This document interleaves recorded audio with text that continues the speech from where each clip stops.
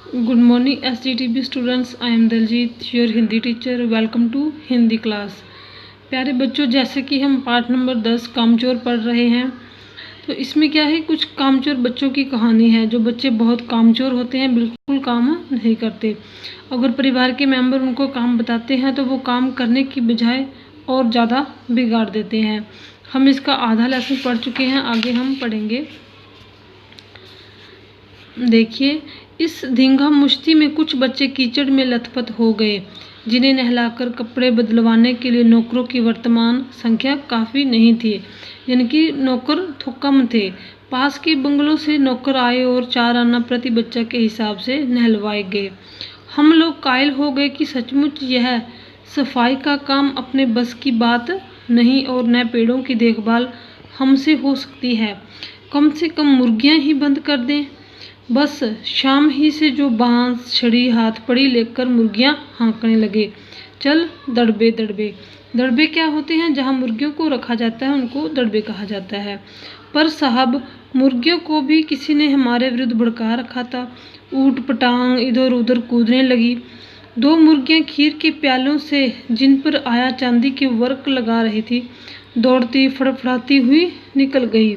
तूफान गुजरने के बाद पता चला कि प्याले खाली हैं और सारी खीर दीदी के कामदानी के दुपट्टे और ताजे धुले सिर पर लगी हुई है.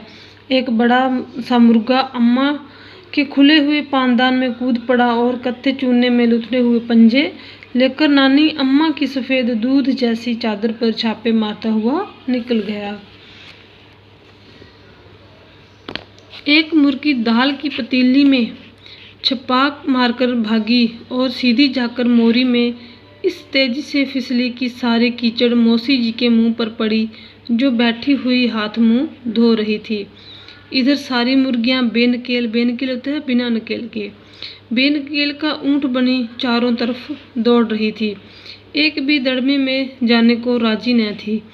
इधर किसी को सूझी कि जो भेड़ें आई हुई हैं, लगे हाथों उन्हें भी दाना खिला दिया जाए. दिन भर की भूखी भेड़ें दाने का सूप देखकर जो सबकी सब झपटी तो भागकर जाना कठिन हो गया. लष्टम पष्टम तख्तों पर चढ़ गई, पर भेड़ चाल मशहूर है. उनकी नज़र तो बस दाने के सूप पर जमी हुई थी. पलंगों को फलांगती, बर्तन लुढ़काती साथ साथ चढ़ गई.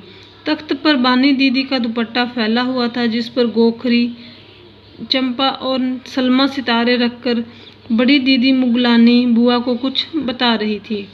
भेड़ें बहुत निसंकोच होता, जिनको कोई संकोच शर्म ना हो, सबको रौंदती बैंगनों का छिड़काव करती हुई दौड़ गई.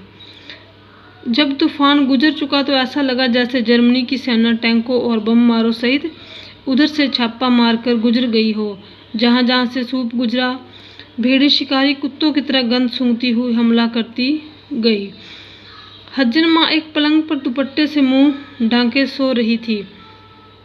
उन पर से जो भेड़ें दौड़ी तो न जाने वह सपने में किन महलों की सैर कर रही थी. दुपट्टे में उलझी हुई मारो मारो चीखने लगी. तो प्यारे बच्चों, आपने लेसन को अच्छे से रीड करना है. बाकी पार्ट हम नेक्स्ट क्लास में रीड करेंगे. Thank you. Have a nice day.